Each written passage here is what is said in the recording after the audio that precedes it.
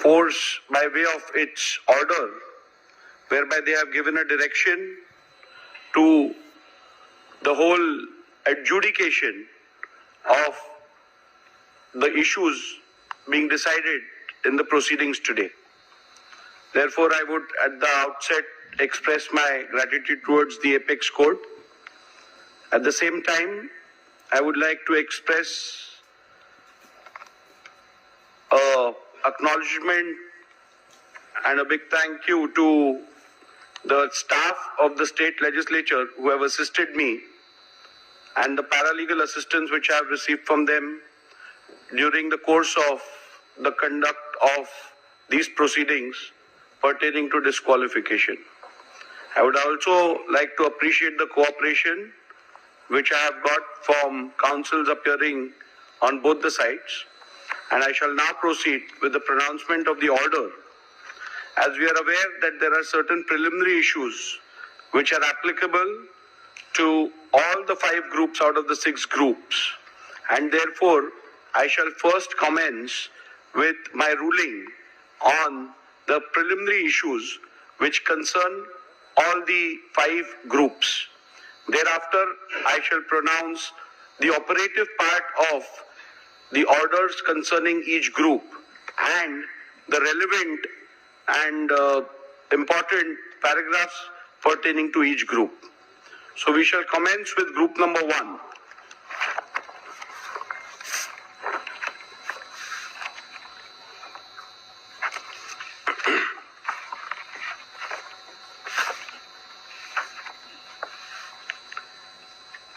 Preliminary issues. The Honorable Supreme Court in Subhash Desai Supra versus the Governor of Maharashtra, hereinafter referred to as Subhash Desai, was pleased to direct that the Speaker should prima facie determine who the real political party is for the purpose of adjudicating disqualification petitions if 2 or more factions claim to be that political party, and accordingly shall recognize the whip and the leader who were duly authorized by the Shiv Sena political party, keeping with the principles discussed in the said judgment. Hence, keeping in view the factual matrix and the directions of the Honorable Supreme Court, I will prima facie determine who the political party is for the purpose of adjudicating disqualification petitions if 2 or more factions claim to be that political party, and accordingly recognize the whip and the leader who are duly authorized by Shiv Sena political party. Keeping in mind principles discussed in Subhash Desai Supra, it is necessary to consider and determine the said preliminary issue before examining the merits and deciding whether respondents have incurred disqualification under the 10th schedule of the Constitution of India. Thus, the preliminary issue that arises for my consideration before delving into the merits of disqualification petitions under the 10th schedule is, which among the 2 factions was the real Shiv Sena political party, and consequently who was the duly authorized leader and or the whip of Shiv Sena political party for the purpose of deciding the present disqualification petition. The other issue framed for my consideration in this group of disqualification petition is whether the respondents have incurred disqualification in terms of paragraph 21A of the 10th schedule of the Constitution of India on account of their alleged acts and conduct.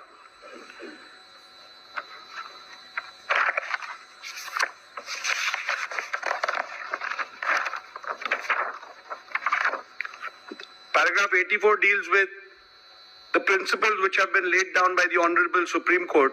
I am not going to read out those. Those are a part of my order. I'll come to paragraph number 85 now. Thus, what emerges from the principles laid down by the Honorable Apex Court in that the question of who the real political party is has to be considered and determined after giving due weightage to 1. The Constitution of Shiv Sena, 2. The leadership structure of the party, and 3. The legislative majority if 2 or more factions claim to be real political party. The question of who the real political party is hereinafter referred to as the preliminary issue. Since in these proceedings both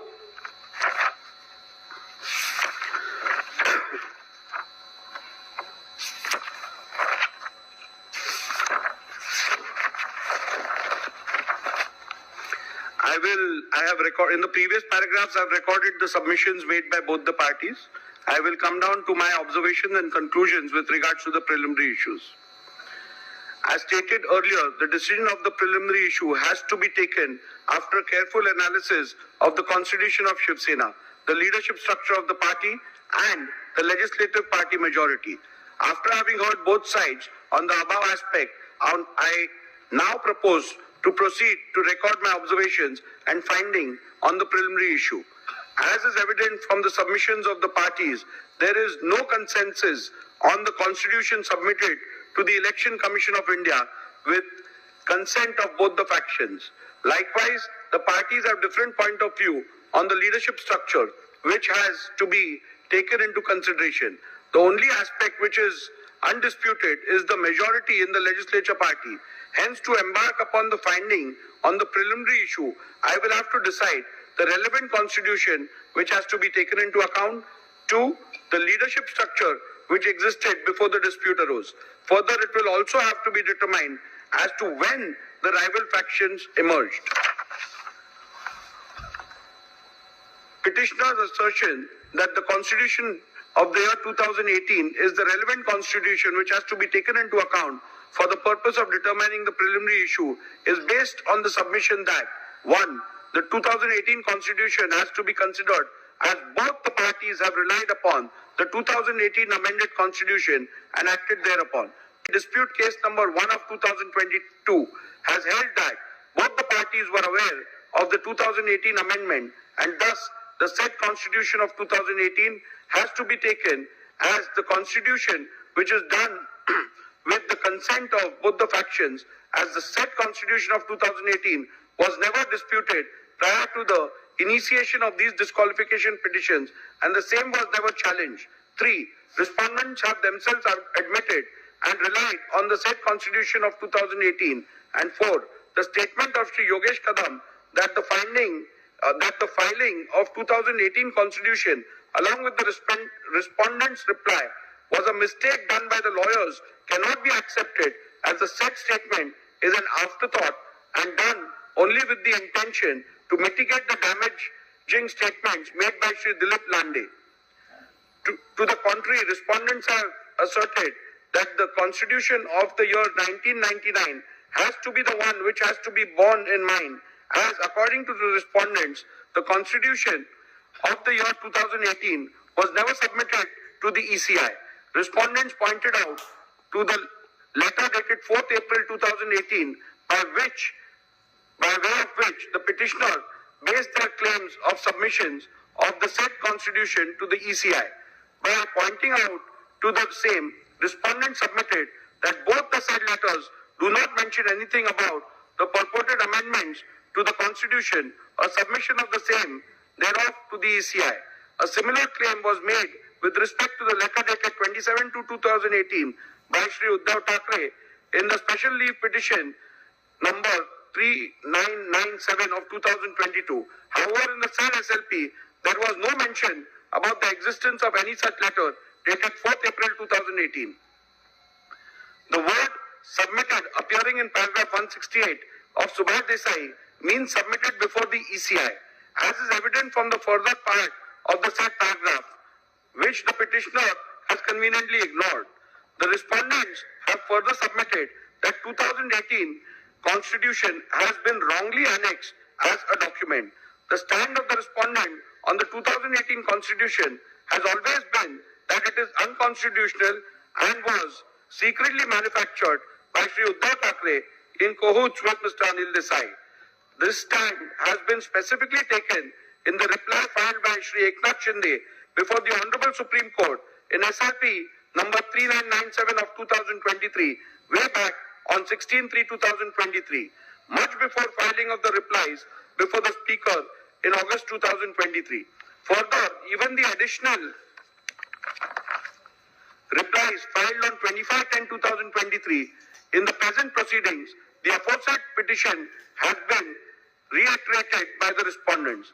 After having considered the submissions advanced by both the parties on the question as to which is the relevant constitution for the purpose of determination of the preliminary issue, I have come to the following conclusion. A. As per the Honorable Apex Court, if both the factions have submitted different versions of the constitution of the party, then in that case, what has to be taken into account is the constitution which was submitted to the ECI with the consent of both parties before the rival factions emerged. Before recording further conclusions, I find it imperative to reiterate that, pursuant to the initiation of these disqualifications, the Maharashtra Legislature Secretariat had vide letter dated 7 June 2023 requested the Office of the Election Commission of India to provide a copy of the party constitution / memorandum / rules and regulations.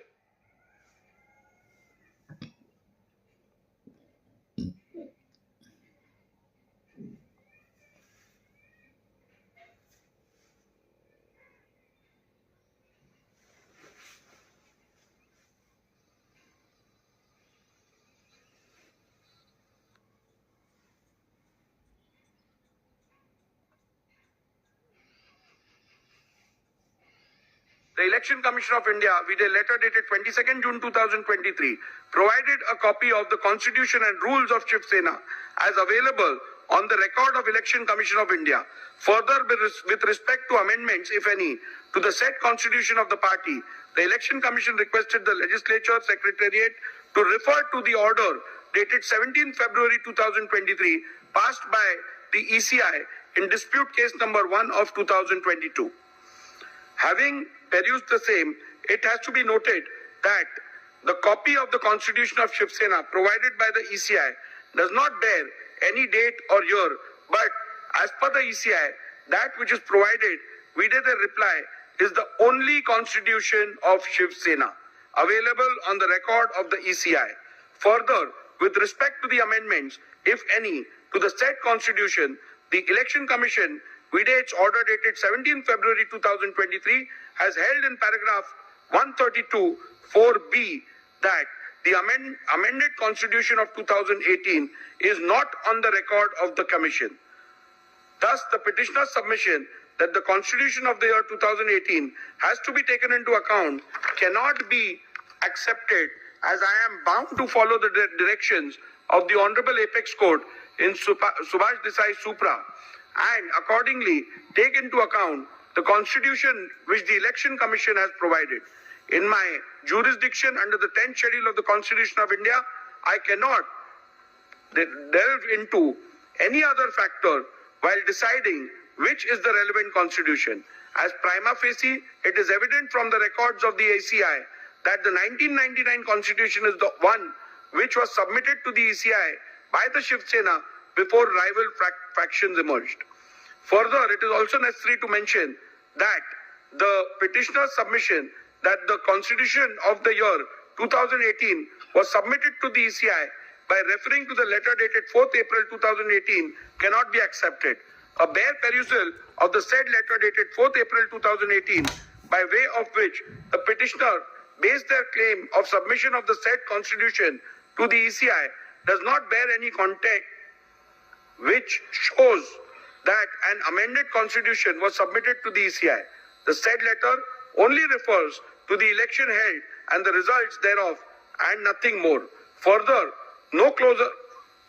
on closer examination of the special leave petition filed by Mr. Uddhav Thackeray before the Honorable Supreme Court, challenging the ECI decision SLP number 3997 of 2022, I find that exactly same claim has been made about the letter dated 27/2/2018, and there is no mention about the new letter of 4th April 2018. Accordingly, said letter of 2/7/2018 is on the website of the Election Commission of India. However, there is no document relating to the Constitution annexed to it. Hence, on this ground also, petitioner's submission that the Constitution of the year 2018 has to be taken into account cannot be accepted. Petitioner's submission that submitted before the Speaker, petitioner's submission that submitted before the Speaker would mean annexed by the petitioner and the respondents in their respective petitions and replies thereto cannot be accepted, as there is a clear provision under the 1986 rule where the leader has to submit the party constitution. Rule 3, subclause 1, subclause B of 1986 rule mandates that the leader into inverted shall furnish into inverted a copy of the rules and regulations, whether known as such or as constitution or any other name, of the political party concerned. Further, Rule 3, subclause 4 contemplates that whenever any change takes place in the information furnished by the leader of the legislature party under Rule 3, subclause 1, he shall as soon as may be thereafter, and in any case within 30 days from the date on which such change has taken place, or written such further period, or within such further period as the Speaker may, for sufficient cause allow, furnish in writing information to the Speaker with respect to such change. Thus, the submission of Constitution before the Speaker has to mean submission under Rule 3 of 1986 rules. However, till date, Shiv Sena has not submitted any constitution on the record of the speakers of the Speaker under the said Rule 3.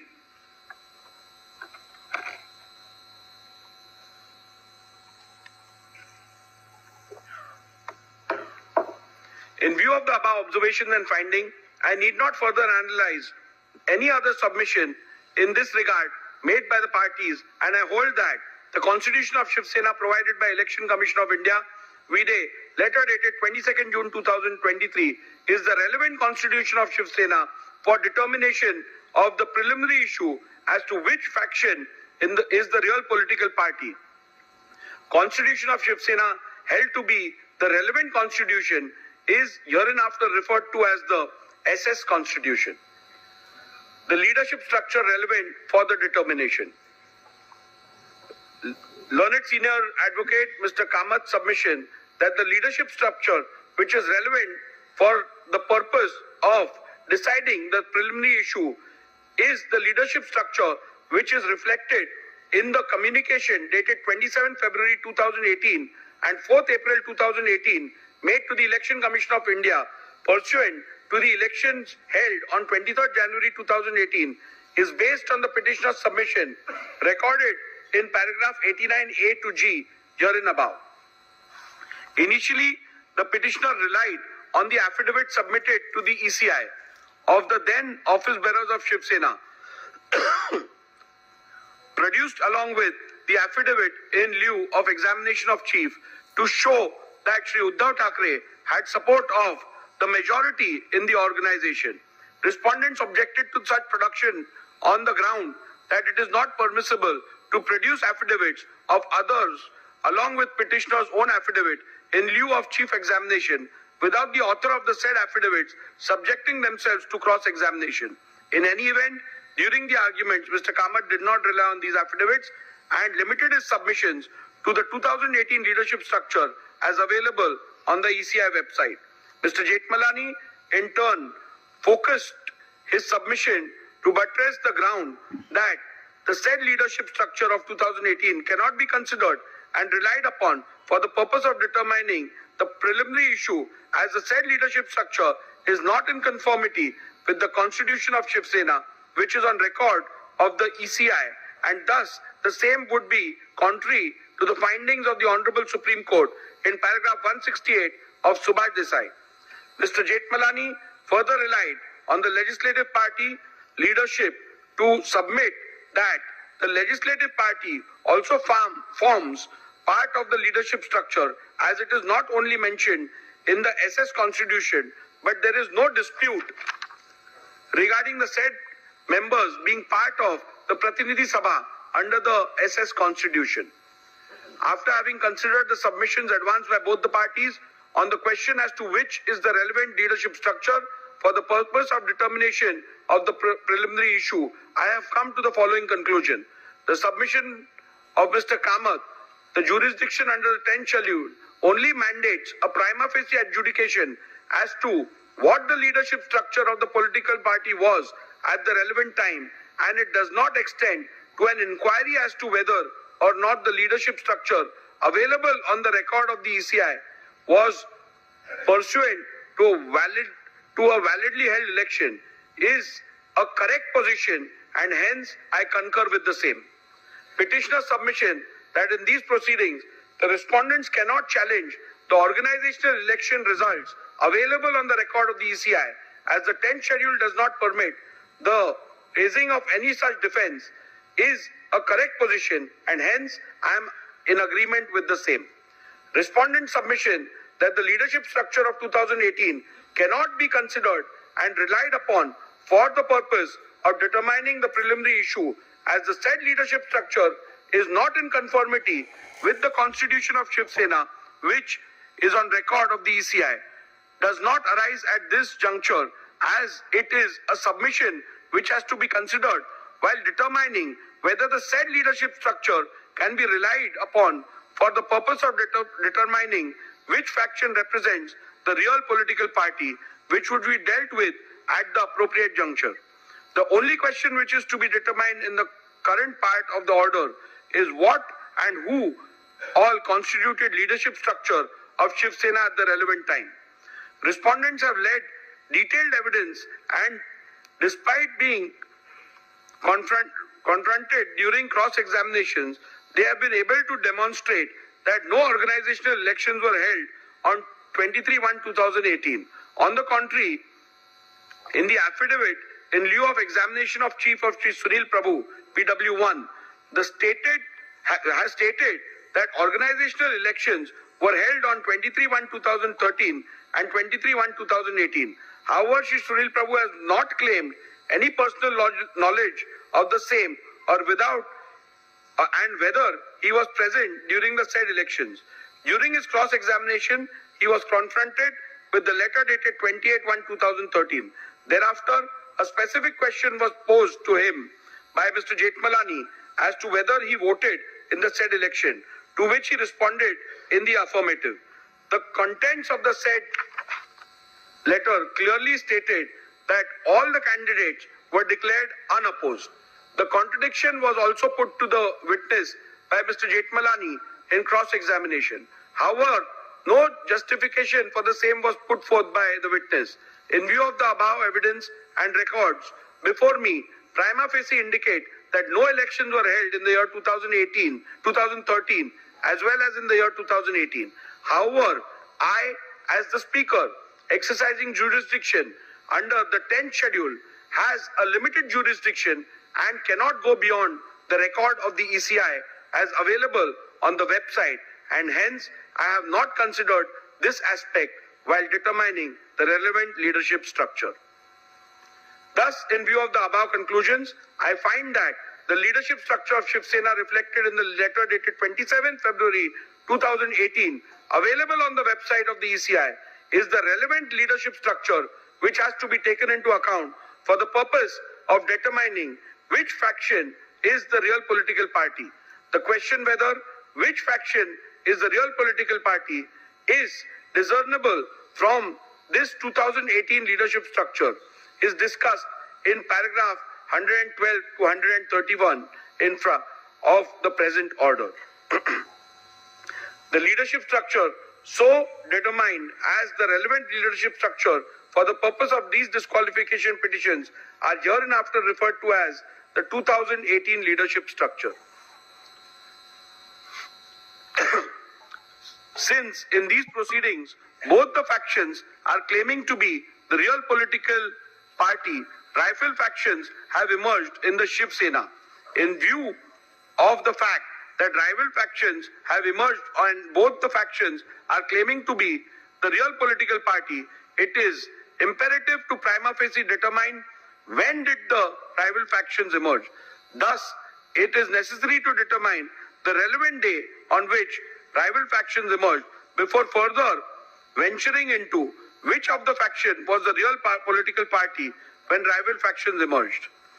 At the outset, I must set straight the point that the determination of the Speaker exercising jurisdiction under the 10th schedule while deciding who the real political party is mandates only a preliminary inquiry which has to be done prima facie by taking into account material officially before the Speaker as the master of the Legislative Assembly. I shall consider the facts relevant for the determination on what is before me as the Speaker of the Legislative Assembly. As noted by the Honorable Supreme Court in Subhash Desai Supra, on 21st June 2022, there was no material available before the Deputy Speaker to infer the emergence of any rival faction. However, after taking on record the resolution dated 21st June 2022, passed by the SSLP, disputed by the respondents, the very next day, the then Deputy Speaker received a resolution disputed by the petitioner dated 21st June 2022, received by the then Deputy Speaker on 22nd June 2022, contrary to the resolution dated 21st June 2022. Thus, from this fact alone, it is evident that there emerged two factions of the Shiv Sena from 21st June 2022 itself, but the same came to be officially on record of the office of the Speaker and or Legislative Secretariat on 22nd June 2022. At this juncture, it is imperative to refer to paragraph 119 of Subhash Desai Supra, where the Honorable Apex Court, while discussing the legality of the recognition of leader and the whip of Shiv Sena, accorded by the letter dated 3rd July 2022, held that the Speaker ought to have taken into consideration the split that took place within the Shiv Sena, which were discernible from two sets of resolutions appointing two different leaders and whips placed on the record by Shiv Sena before the Legislature Secretariat. This paragraph into bracket 119 read with Honorable Apex Court's finding recorded by the Honorable Apex Court in paragraph 157 of Subhash Desai Supra makes it clear that the law laid down by the Honorable Supreme Court is that in view of the deletion of paragraph 3 of the 10th schedule, when rival factions emerge as a result of rift/split in the party, the Speaker has to necessarily find which faction is the real political party while recognizing leader and the whip of the party. Thus, in view of the facts recorded in the preceding paragraphs and keeping in view the principles enumerated by the Honorable Supreme Court in Subhash Desai Supra as recorded in paragraph 84 herein above, I have come to the following conclusion that the emergence of the two factions of Shiv Sena can be inferred from 21st June 2022 itself, and the same came to be a matter of official record of the office of the Speaker and of the Legislature Secretariat on 22nd June 2022. Conclusion: having decided the 1. relevant constitution of Shiv Sena, 2. leadership structure, and 3. the relevant point for the purpose of determining the preliminary issue, I have made the following analysis, observations, and determinations on the preliminary issue of which faction was the real political party when two factions emerged. For the purpose of analyzing, discussing, and determining the issue, the faction of the petitioner is hereinafter referred to as UBT faction, and likewise the respondent's faction is referred to as the Shinde faction. The applicability of the test of aims and objectives. I am not going into the details of reading the applicability of the test of aims and objectives, because as you are aware that in accordance with the directions of the Apex Court and otherwise, the Speaker is not required to get into the political thicket with regards to the aims and objectives of a political party. So I am restricting it to pronouncement, and you can have a look at it once you apply for the certified copy.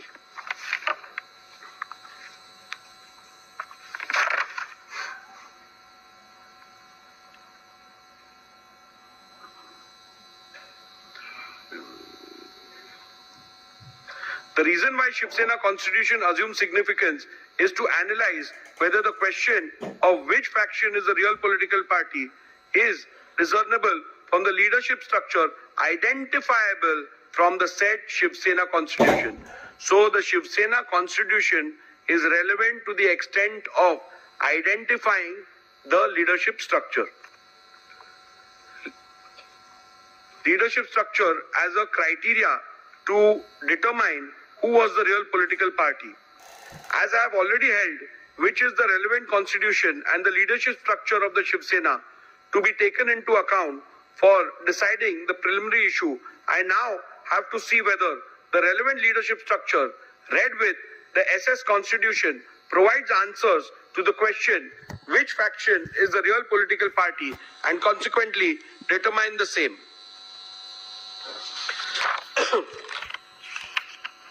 The UBD faction there are submissions made which have been recorded of both the sides, which are at paragraph 113 and 114 of my order.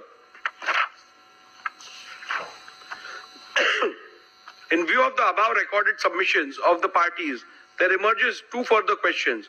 Whether 2018 leadership structure is in conformity with the constitution of Shiv Sena. Number two, whether will all the Paksha Pramukh whether will of the Paksha Pramukh and or majority leaders in the 2018 leadership structure could be said to be synonymous with the will of the political party. So we further have to derive answers to two more questions. The primary one being whether 2018 leadership structure is in conformity as provided by the constitution, and number two, whether the will of the Paksha Pramukh and or majority of the leaders reflects the will of the political party. As there are contrasting submissions on the question, it is necessary to peruse the SS Constitution and the 2018 leadership structure and then record a finding as to whether the 2018 leadership structure is in conformity with the constitution of the Shiv Sena. Thus, I have taken a comparative look at the 2018 leadership structure and the SS Constitution and have arrived at the following observations and conclusions. A. 2018 leadership structure mentions Shiv Sena Paksha Pramukh into bracket president as the highest office of the SSPP. However, in the SS Constitution, the highest office of the Shiv Sena political party is Shiv Sena Pramukh, but the said constitution distinguishes highest office and the highest authority and provides that Rashtriya Karyakarni is the highest authority whose decision shall be final. Shiv Sena SS Constitution provides that the members of the Rashtriya Karyakarni shall be called as Shiv Sena leaders and provides for a total number of 19 members, out of which 14 are to be elected by the Pratinidhi Sabha and the rest of the 5 members are to be appointed by Shiv Sena Pramukh. However, the 2018 leader structure envisages only 13 members in the Rashtriya Karyakarni, out of which 19 are to be elected and the remaining 4 are to be appointed. SS Constitution provides for a total number of 21 deputy leaders, out of which 17 are to be elected by the Pratinidhi Sabha and the rest of the 4 members are to be appointed by Shiv Sena Pramukh. However, the 2018 leaders structure envisages 33 deputy leaders, out of which 21 are to be elected and the remaining 12 are to be appointed. The 2018 leadership structure provides for 3 categories of office bearers, vis-a-vis secretary, samanvayak and sanghatak. However, the constitution of Shiv Sena provides for 3 categories of office bearers, vis-a-vis president, Sarchitnis, general secretary, Koshadhyaksha, treasurer. From the observation recorded in the preceding paragraphs, it is evident that the 2018 leadership structure is not at all in conformity with the constitution of Shiv Sena. In view of this finding alone, it could very well be concluded that the 2018 leadership structure, which is not in conformity with the constitution of Shiv Sena, cannot be taken as a yardstick to determine which faction was the real political party at the relevant point of time. In view of the same, I have come to the conclusion that the 2018 leadership structure read with the SS Constitution does not provide a reliable outcome and or answer the question which faction is the real political party and hence cannot be relied upon to determine the said preliminary issue. Nevertheless, I am inclined to look at the second question regarding paragraph 115 here and above, where will of the Paksha Pramukh and or majority leaders in the 2018 leadership structure could be said to be synonymous with the will of the political party, so as to not leave any stone unturned in arriving at a decision.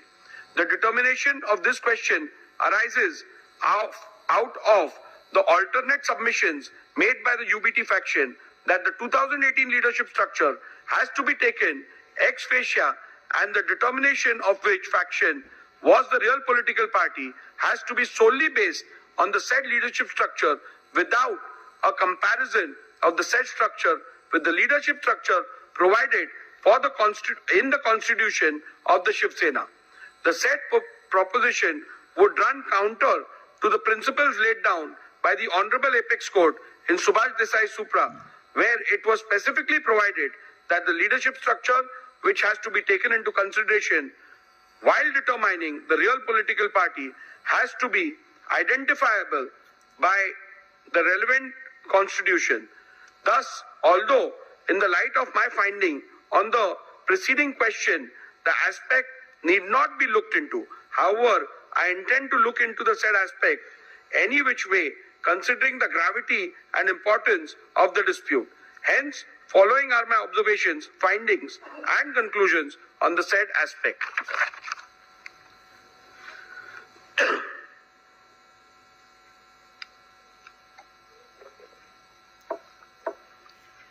UBT faction has submitted that the decision of the Paksha Pramukh is synonymous with the will of the political party, and thus, if there is a rift in the leadership structure, the decision of the Paksha Pramukh constitutes the will of the political party. This proposition is devoid of merit, as I do not find any substance to allow the same. The reason for the same are recorded herein below. The proposition perhaps would have been a valid point if the party president was the sole repository of the decision making with respect of the policy and administration of the party. For analyzing the said submissions, a perusal of the SS Constitution was made. The SS Constitution provided that Rashtriya Karyakarni shall be the highest authority of the party, and its decision in all matters concerning the party policy and party administration shall be final. It is also to be noted that the Paksha Pramukh is only a presiding member of the said highest authority in the party, and in no way is the sole repository of decision making in the party. Thus, in view of the same, the submission that the decision and or the will of the Paksha Pramukh is synonymous with the will of the political party cannot be accepted. It would be appropriate to note that the SS Constitution does not even have a post called Paksha Pramukh. However, it was argued by the UBT faction that the nomenclature difference in the 2018 leadership structure and the SS Constitution is not a relevant factor for the purpose of deciding the preliminary issue. Even though I have held in paragraph 117 that 2000 leadership structure is not at all in conformity with SS Constitution, I shall consider this submission. The Constitution of Shiv Sena provides for Shiv Sena Pramukh. The submission of the petitioner that Shiv Sena Pramukh mentioned in the SS Constitution is the same post of Shiv Sena Paksha Pramukh termed in the 2018 leadership structure. By relying on the powers of Shiv Sena Pramukh, it was argued by the UBT faction that he is the authority under the party constitution vested with the powers to remove any member of the party. Thus, it was further argued that an authority who is vested with such power of removal reflects the will of political party with respect to removal of members from and for anti-party activities. However, a complete reading of the said provision in the party constitution reveals that the said submission is factually wrong.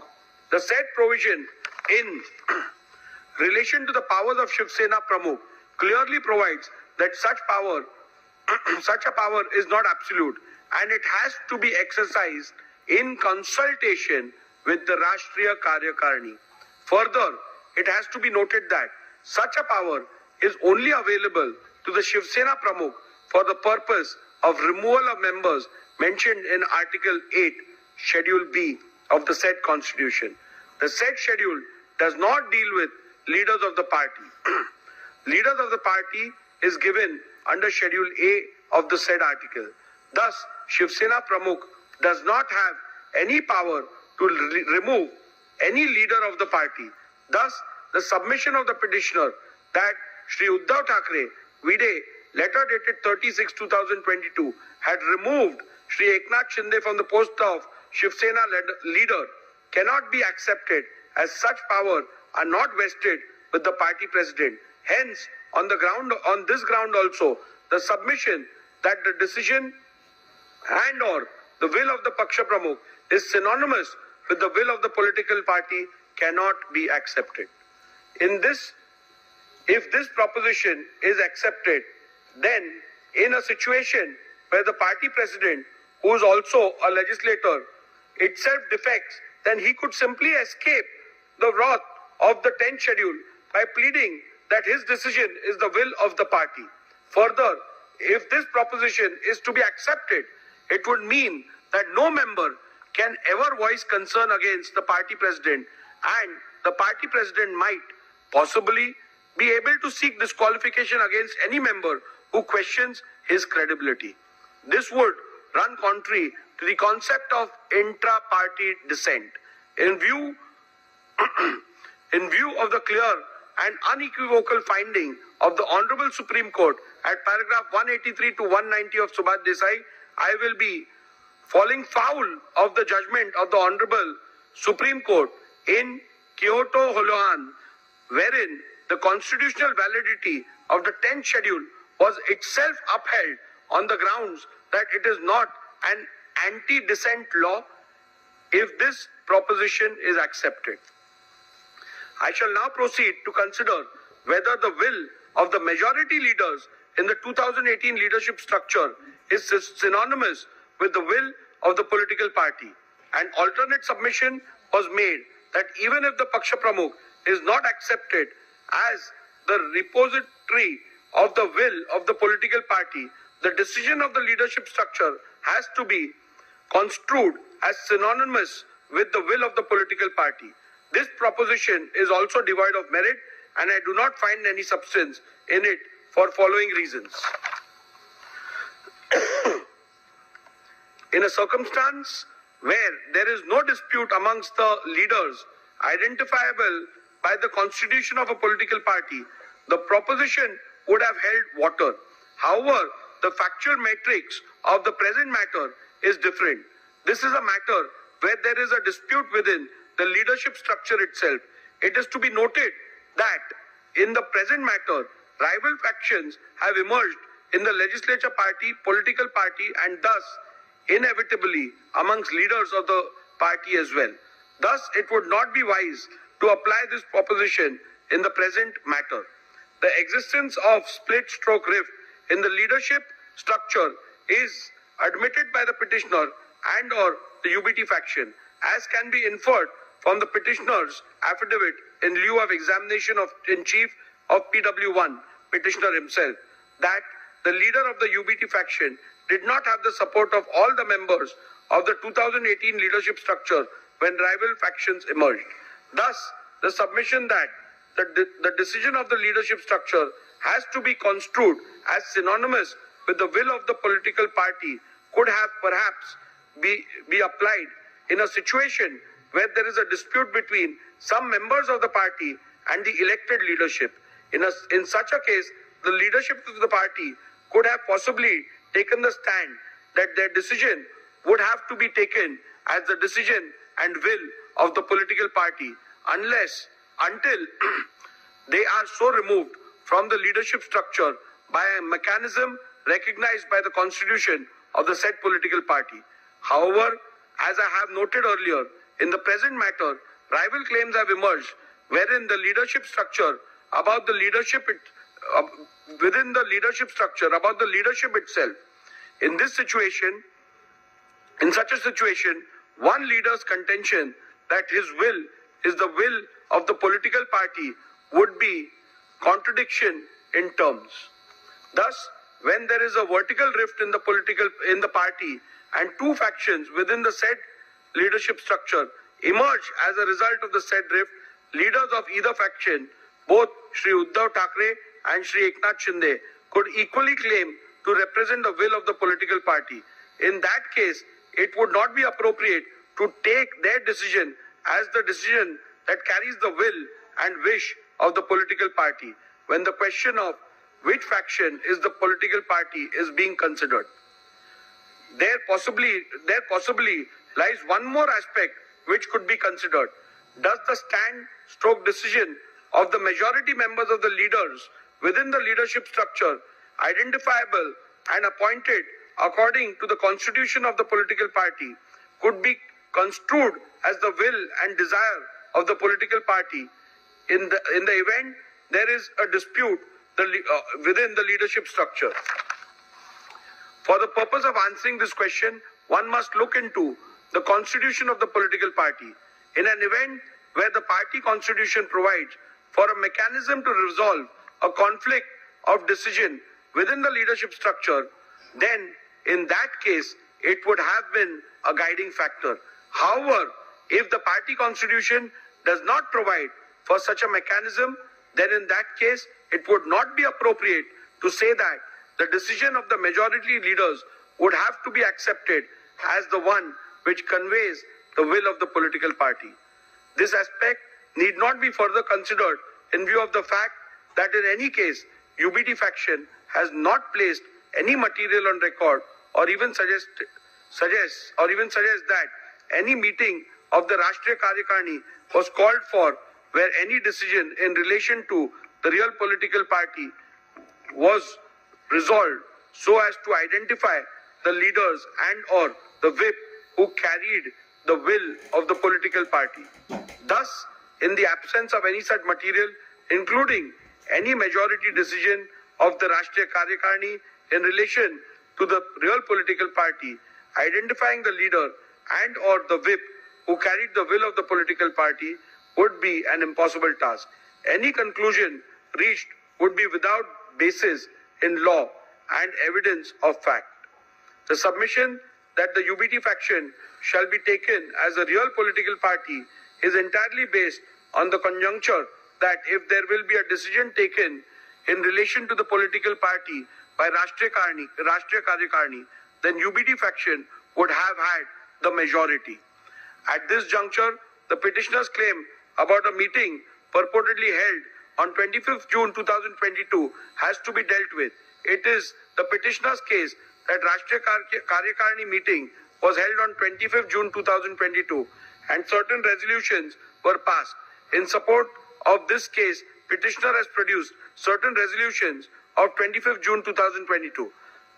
Those documents are disputed by respondents. Mr. Jethmalani, learned counsel for respondent, objected to the said documents being considered on the ground that they were forged and fabricated and demonstrated this before me by showing two separate documents, one annexed by the petitioner Shri Sunil Prabhu to his affidavit in lieu of examination of in chief, and the other set of the same documents which are annexed to the Supreme Court Convenience Compilation Volume 2. In the first set of documents annexed to the affidavit in lieu of examination in chief, termed as minutes of the meeting of Rashtriya Karyakarni, and purportedly 7 resolutions passed in the said meeting. In none of the resolutions there is any signature of any person whose name are shown on the said document. Only on page 105 of Sri Sunil Prabhu's affidavit in lieu of examination in chief, there is a sole signature of Sri Vinayak Raut, who is shown as Shiv Sena secretary. The perusal of the said document shows that the meeting was termed as Rashtriya Karyakarni.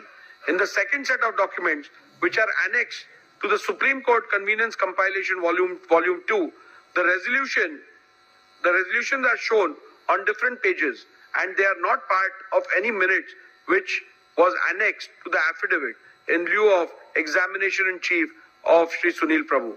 These resolutions are shown on the letterhead of Shiv Sena, Rashtriya Karyakarani Baitak into bracket Prathinidhi Sabha.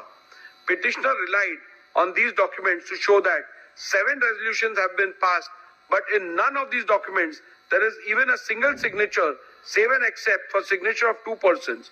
The name mentioned as proposer and seconder are not even members of Rashtriya Karyakarani, like Shri Rahul Shevaye, who is not a member of Rashtriya Karyakarani, who has stepped into the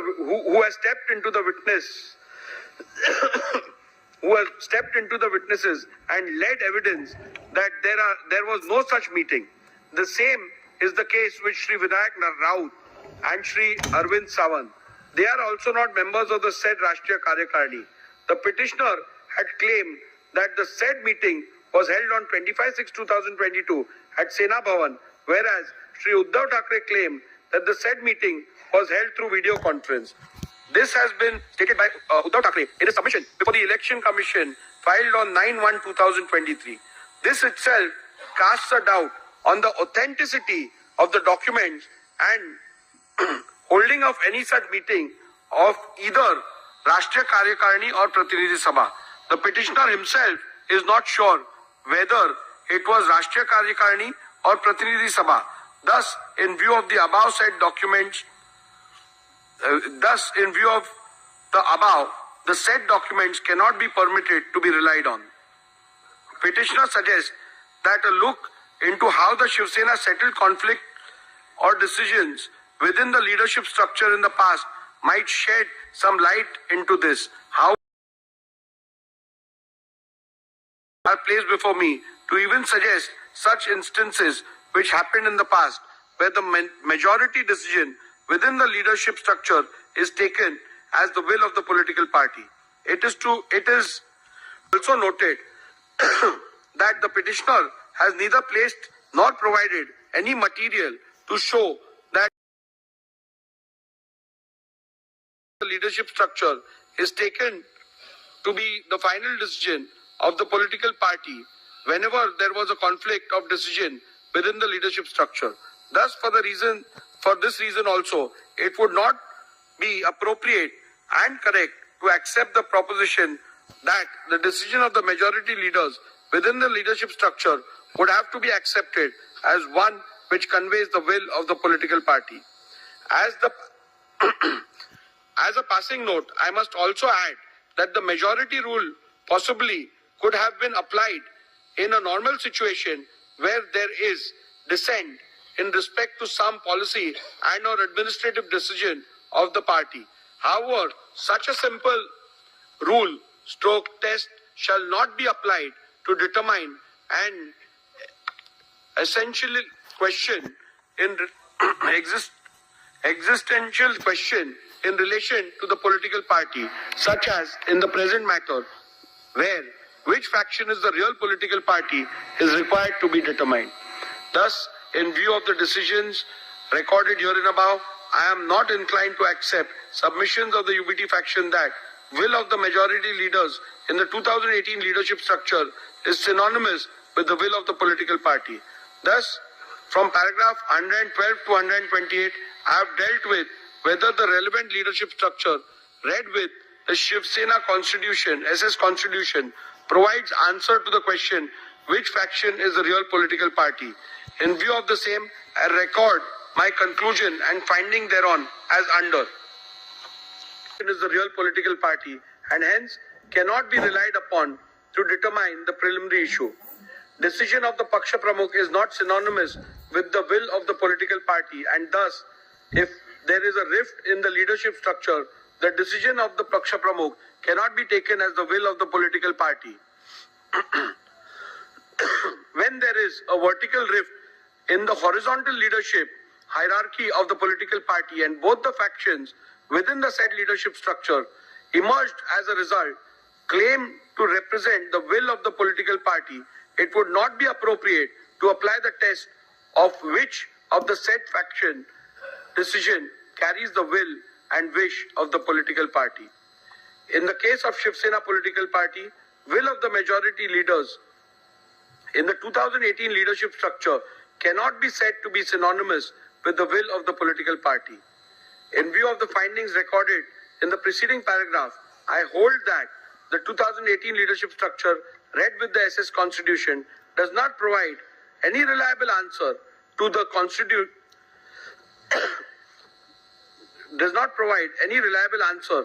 question which faction is the real political party, and consequently the 2018 leadership structure cannot be yardstick to determine which faction is the real political party. With regards to the legislative majority, I am not going to spend much time because that question is rather clear.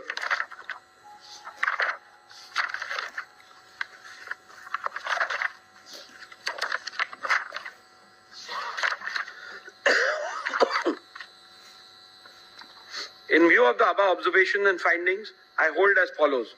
Which faction is the real political party is discernible from legislative majority which existed when the rival factions emerged. Legislative majority which existed when the rival factions emerged can be discerned and or inferred from 1. The Shinde faction resolution dated 21st June 2022 and 23rd June 2022 available on record of the Legislature Secretariat, and the admitted position which can be inferred from the initiation of petitions against 38 legislators of Shinde faction by the UBT faction. Shinde faction had an overwhelming majority of 37 out of 55 MLAs with the when the rival faction emerged. From my analysis, observations, conclusions and findings recorded in paragraph 82 to 144 here and above, I hold that Shinde faction was the real Shiv Sena political party when rival factions emerged on 21st June 2022.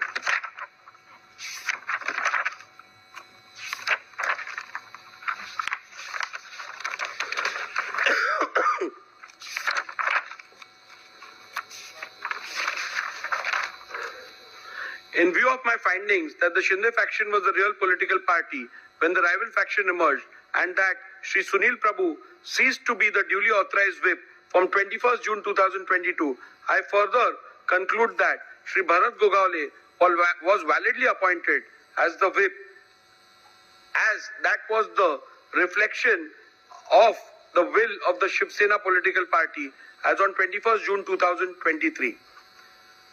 Following are the final conclusions, which is again a summary.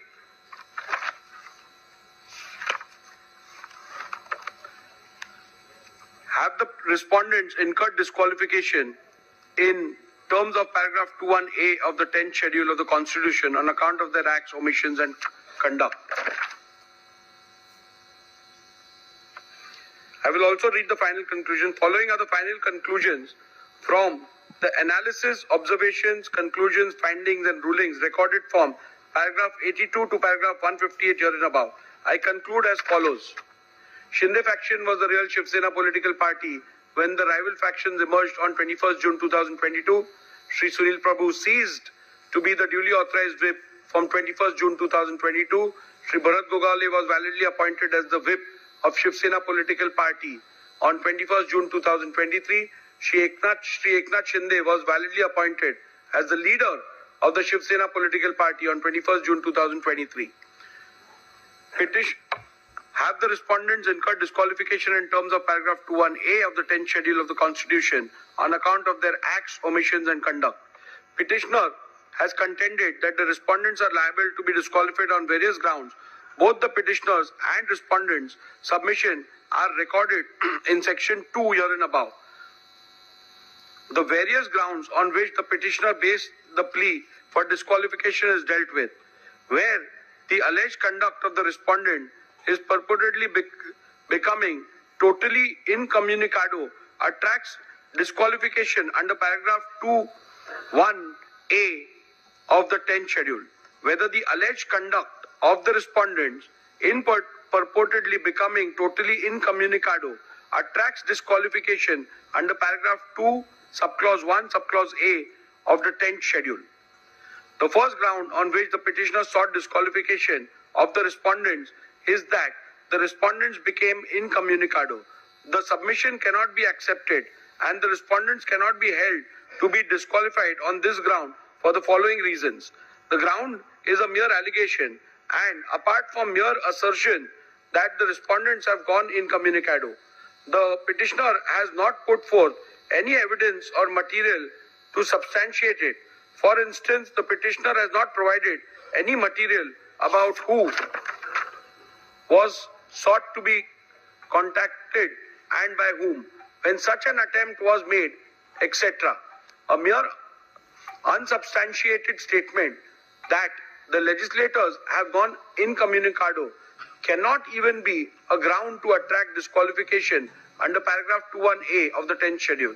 When rival factions emerge in a political party, especially within the leadership, it is possible for both the factions to allege that the other faction has gone incommunicado. In such a circumstance, especially in the light of the law laid down by the Apex Court in Subhash Desai Supra, it would not be correct to hold any faction to have incurred disqualification for going incommunicado without first determining which of the faction is the real political party, reflecting the will of the political party. Also, having held that the Shinde faction was the real political party when the rival factions emerged, the submission of the petitioner that the respondents have gone incommunicado ceases to hold any meaning for the purpose of disqualification. On the 20th of June 2022, elections for the Legislative Council were held. In his cross-examination, Shri Sunil Prabhu, PW1, stated that all the MLAs were present for the same. In the face of this evidence, it would not be possible to accept that the legislators had gone incommunicado.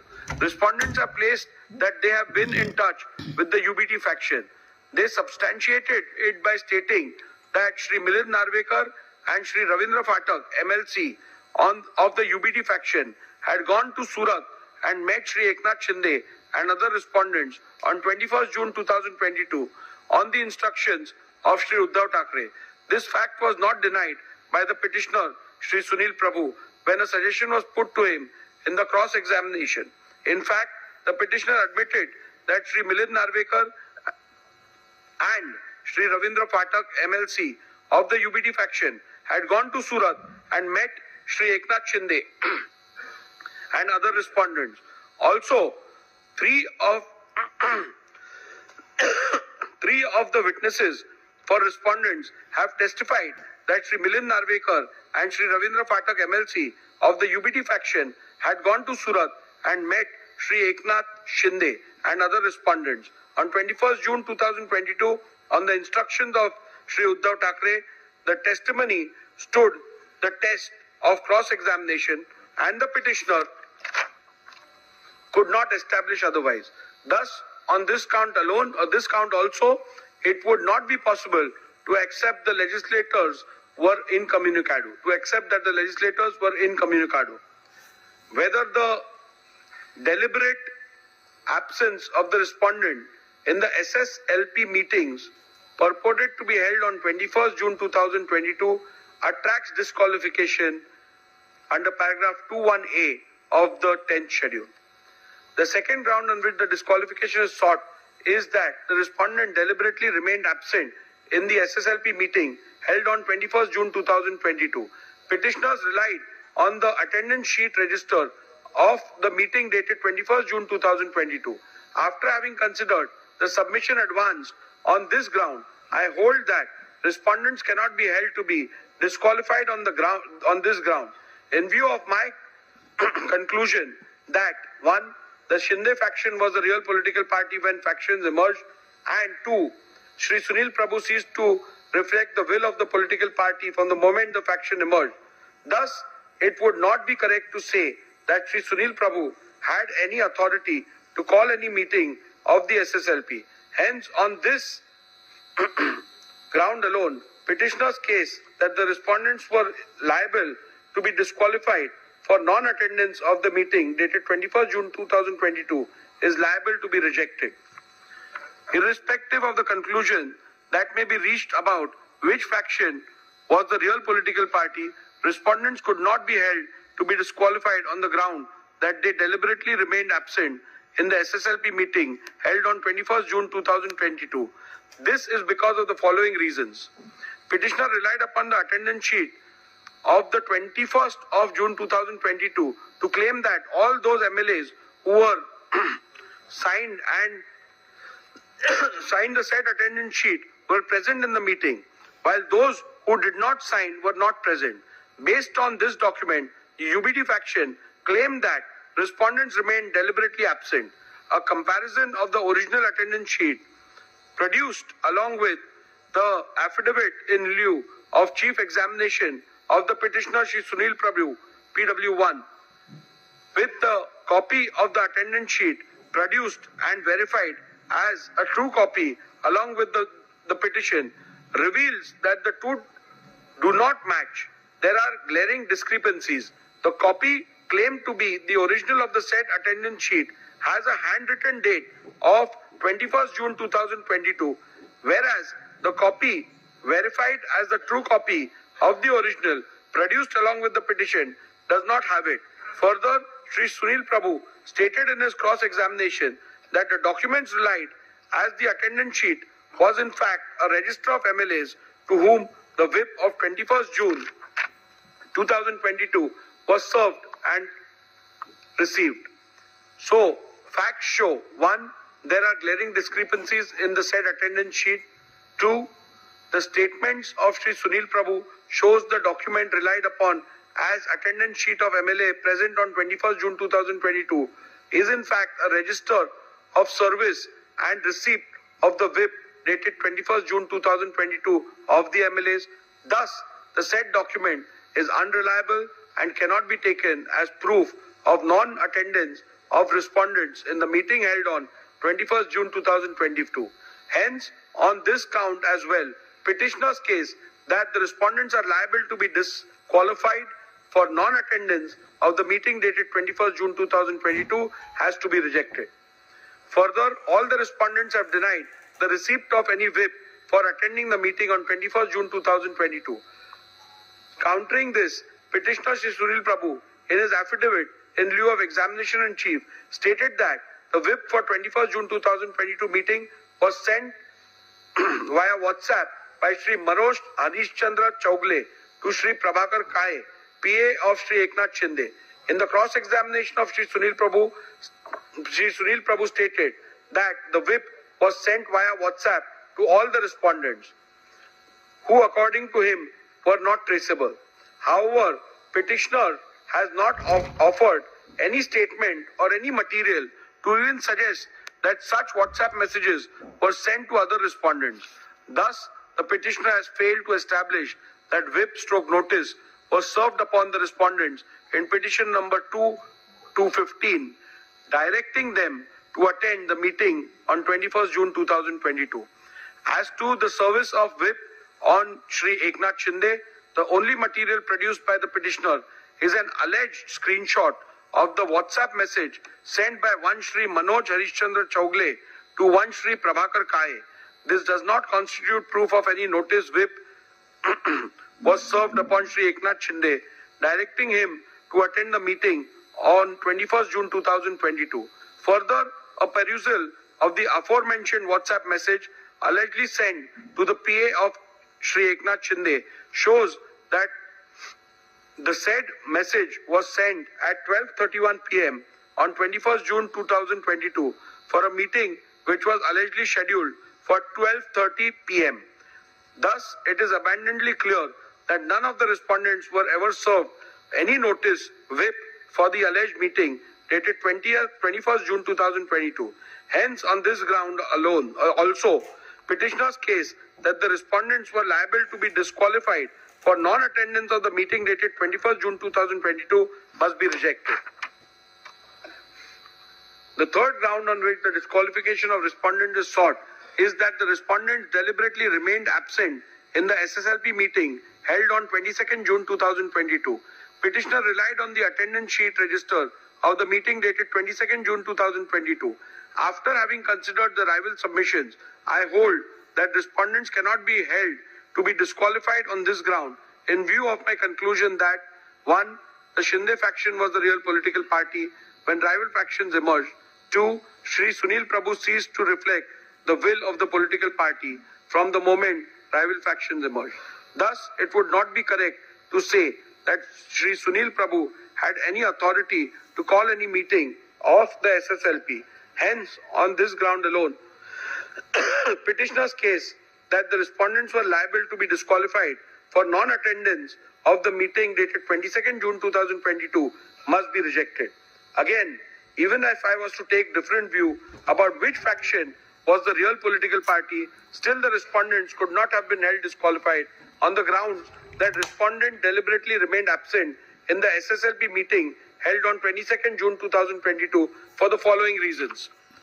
I am unable to accept the petitioner's submission that non-attendance of the SSLP meeting would make the respondents liable to be disqualified under paragraph 2, 1A of the 10th schedule. I am of the view that non-attendance of party meetings, including legislature party meetings, would not attract disqualification under paragraph 2, 1A of the 10th schedule of the Constitution. Such an action cannot indicate that the members have voluntarily given up his membership of the political party. Not attending party meeting and voicing a difference of opinion outside the House are matters between the members and his party and have nothing to do with clause 2(1)(a) of the 10th schedule. Non-attendance of the meeting can at the most be termed as an act of dissent within the party. If viewed as a form of expression, it would be protected by freedom of speech and expression, which includes dissent and is not only an integral part of fundamental rights under Article 14, 19 and 21 of the Constitution, but is an aspect of the basic structure of the Constitution also. Therefore, even if the alleged non-attendance is seen as an expression of dissatisfaction, it cannot be treated as conduct attracting disqualification within the purview of paragraph 2(1)(a) of the 10th schedule.